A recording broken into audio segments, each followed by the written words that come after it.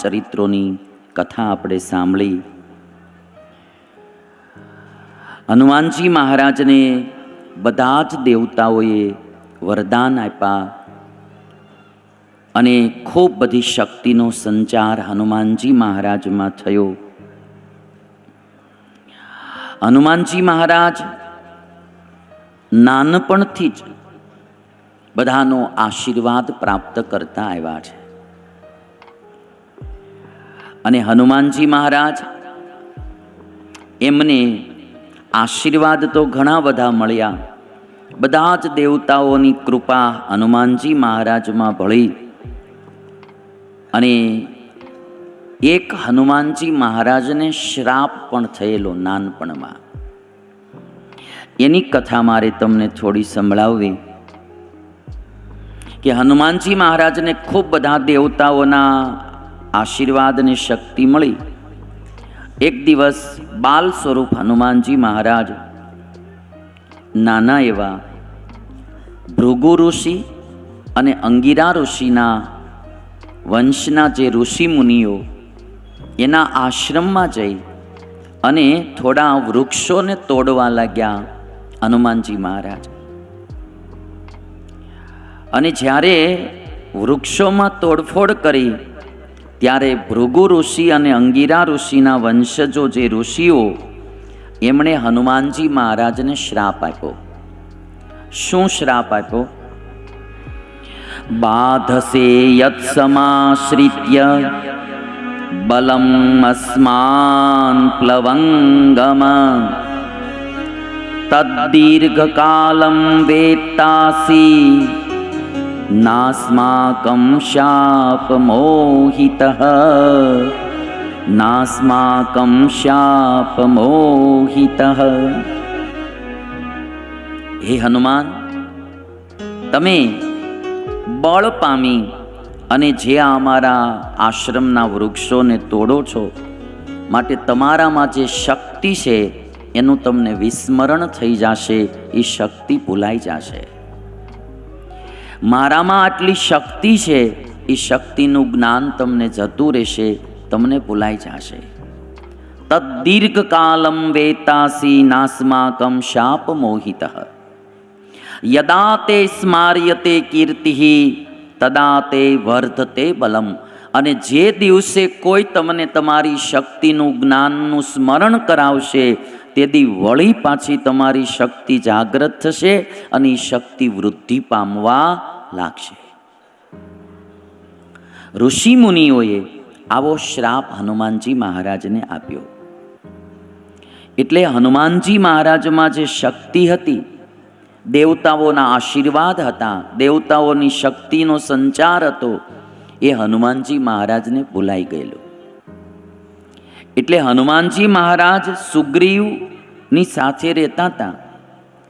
સુગ્રીવનો મોટો ભાઈ વાલી, બે ભાઈઓને અણબનાવ હતો.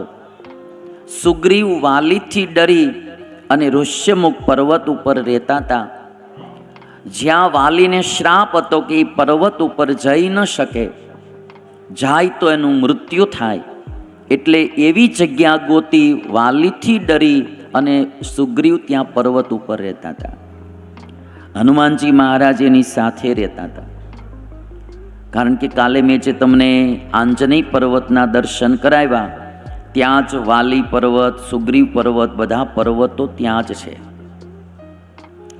તો વાલીને મારવો, સુગ્રીવની રક્ષા કરવી, એ હનુમાનજી મહારાજને તો ડાબા હાથનો ખેલ હતો.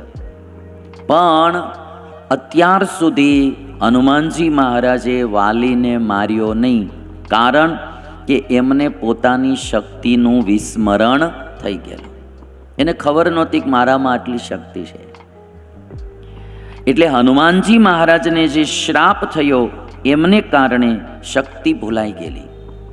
આજે જ્યારે સીતાજીની શોધ માટે સમુદ્ર ઓળંગવાનો થયો, ત્યારે જાંબુવાને સીતાજીની શોધ માટે આ શક્તિનું સ્મરણ કરાવડાવ્યું. અને જાંબુવાને હનુમાનજી મહારાજની જીવન કથા સંભળાવી અને કહ્યું કે તમારામાં તો આટલી આટલી શક્તિઓ છે, આટલા દેવતાઓના વરદાન છે, તમે તો ખૂબ બલશાલી છો, શક્તિશાલી છો, તમે તો પવનપુત્ર છો, માટે તમે ઊભા થાવ અને આ સમુદ્ર ઓળંગી સીતાજીને ગોતવા માટે જાઓ. આ કથા વાલ્મીકી ઋષિએ જે હનુમાનજીની વિસ્તારથી લખી એ મેં તમને હનુમાનજીની જીવન કથા સંભળાવી. હવે હનુમાનજી મહારાજના જે અન્ય ચરિત્રો છે એની કથા આપણે થોડી સાંભળીએ. તો હનુમાનજી મહારાજ જન્મ પછી સુગ્રીવ ભેગા ઋષ્યમુખ પર્વત ઉપર રહે છે અને એમાં એક દિવસ રામ અને લક્ષ્મણ સીતાજીને ગોતતા ગોતતા ઋષ્યમુખ પર્વત પાસે આવ્યા. સુગ્રીવે ઉપરથી જોયા કે બે રાજકુમાર આવે છે.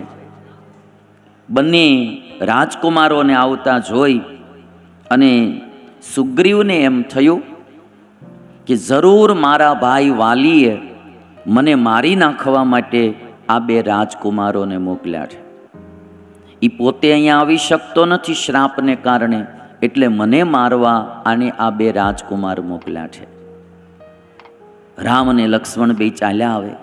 સુગ્રીવ ઓળખતા નથી અને એ સમયે ભયના માર્યા સુગ્રીવને ડર લાગી ગયો કે હવે મારું શું થશે. અને તમને એક વાત કરું કે આ દુનિયા આમ નાશવંત છે, બધાને ખબર છે, લગભગ છતાંય આ દુનિયામાં ભય વિનાના માણસો બહુ ઓછા જોવા મળશે. બધાને કંઈક ને કંઈક ભય સતાવતો જ હોય. કોઈને શરીરનો ભય હોય, કોઈને સંપત્તિનો, કોઈને ધંધાનો, કોઈને પરિવારના સભ્યનો, કોઈને એમ કે હું મરી જઈશ, કોઈને એમ થાય કે મારું ભવિષ્યમાં શું થશે. કંઈકનો કંઈક ભય માણસને સતાવ્યા કરતો હોય છે. સુગ્રીવ જેવા સુગ્રીવને ભય હતો કે મારા ભાઈ મને મારવા મોકલ્યા હશે આને. ચિંતામાં હનુમાનજીને બોલાવ્યા. હનુમાનજીને કહે છે કે તમે જરા જાઓ અને જુઓ કે આ બે રાજકુમાર કોણ આવે છે, અને જો એ બંને મને મારવા આવતા હોય ને તો તમે મને જરા